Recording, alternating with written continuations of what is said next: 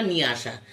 এর জন্য লাগবে সেদ্ধ আলু, সেদ্ধ ডিম, একটু কসুরি মেথি, কুচনো পেঁয়াজ, কাঁচা লঙ্কা, ধনেপাতা, নুন, একটু সর্ষে আর একটু আমচুর পাউডার। যদি আপনাদের কাছে আমচুর পাউডার না থাকে আপনারা সেখানে পাতিলেবুর আধখানা পাতিলেবুর রস ব্যবহার করতে পারেন।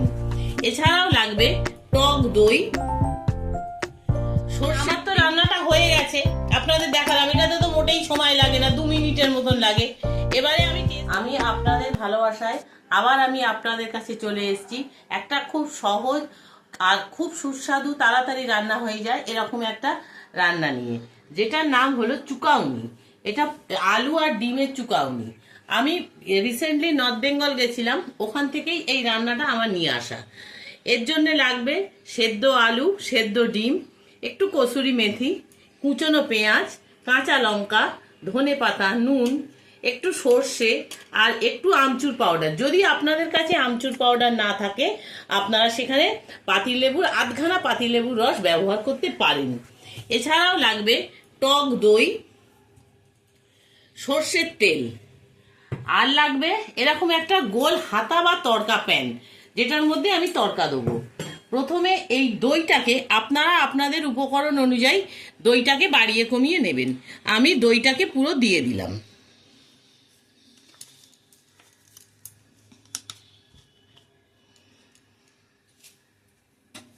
এবারে দইয়ের মধ্যে আমি দিয়ে দিলাম এই আমচুর পাউডারটা।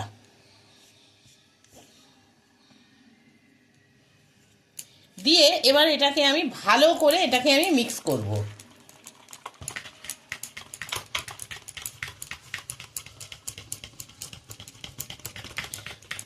ওরা জানেন এইটা কিন্তু ভাত দিয়ে খায়, গরম ভাতে ওরা এটা খায়, ওদের খুব ভালো লাগে এটা। আর এটা খুব বেশি সময়ও লাগে না, তাড়াতাড়ি হয়ে যায়। ওখানকার মেয়েরা তো খুব পরিশ্রমী, ওরা ঘরে এসে এইটা দিয়েই ওরা ভাত খায় বেশিরভাগ। এটা আপনারা চিকেন দিয়েও করতে পারেন, সেক্ষেত্রে চিকেনটাকে একটু দই দিয়ে ম্যারিনেট করে নিয়ে চিকেনটাকে ভালো করে আপনাদের তেলে ভেজে নিতে হবে। আচ্ছা দেখুন, এবারে আমি এর মধ্যে মিশিয়ে দিলাম এই কোচানো পেঁয়াজ, কুচনো কাঁচা লঙ্কা,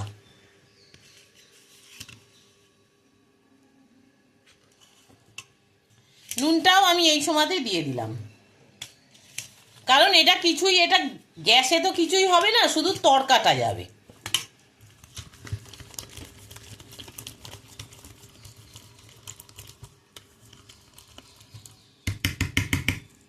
এইবারে ডিম আর আলুটাকে আমি এর মধ্যে মিশিয়ে দিলাম।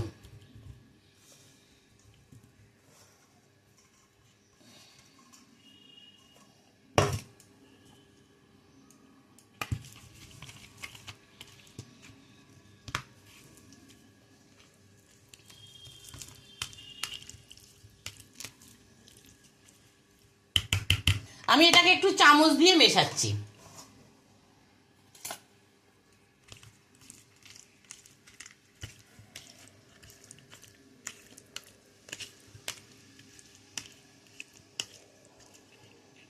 এবারে আমি এই ধনেপাতাটা দিয়ে দিলাম।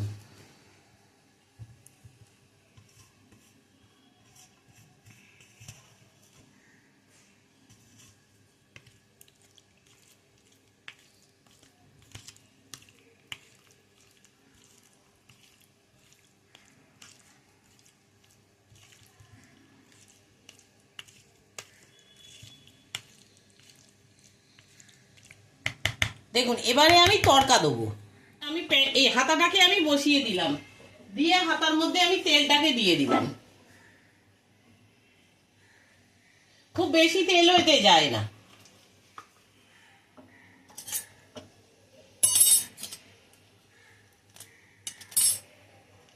আমি এবার এর মধ্যে সর্ষেটাকে দিয়ে দিলাম।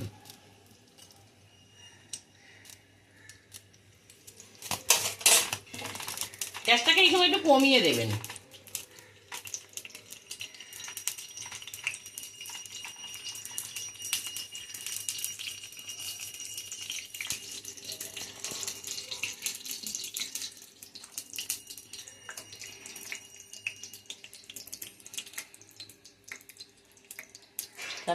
সর্ষেটাকে ফুটে গেছে, একটা শুকনো লঙ্কা আমি দিয়ে দিলাম। আধখানা শুকনো লঙ্কা, একটাও নয়। দিয়ে এই কসুরি মেথিটাকে আমি এর মধ্যে দিয়ে দিলাম। দিয়ে না গ্যাসটাকে বন্ধ করে দেবেন। এবারে এরপরে একটু হলুদ আর কাশ্মীরি লঙ্কার গুঁড়ো দেবেন। একটু হলুদ দিয়ে দেবেন। এটার বোধহয় গন্ধটা ভালো বেরিয়েছে, জানেন তো? আমার ক্যামেরাম্যান খুব মানে করছে, বেশ ভালো গন্ধ বেরোলে যেরকম করে ও করছে আমার ক্যামেরাম্যান। মনে হচ্ছে গন্ধটা ভালো বেরিয়েছে।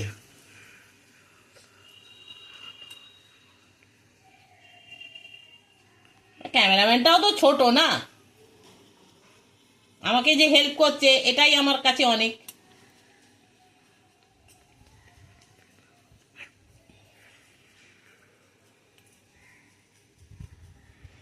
দেখুন আমি আরেকখানি আমি জ্বালিয়ে দিচ্ছি।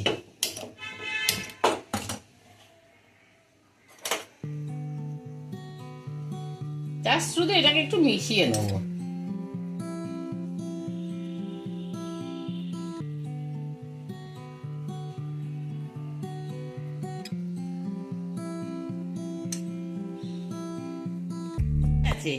এবারে আমি এটাকে ওর মধ্যে মিশিয়ে দেবো, তরকাটাকে।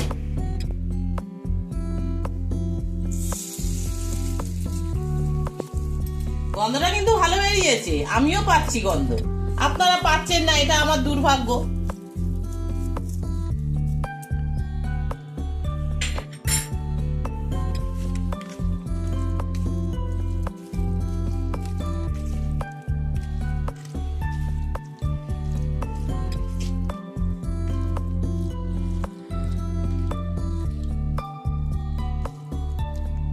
এবার না এটাকে একটু আমি ঢাকা দিয়ে রেখে দেবো, খাবার সময় আমি খুলবো।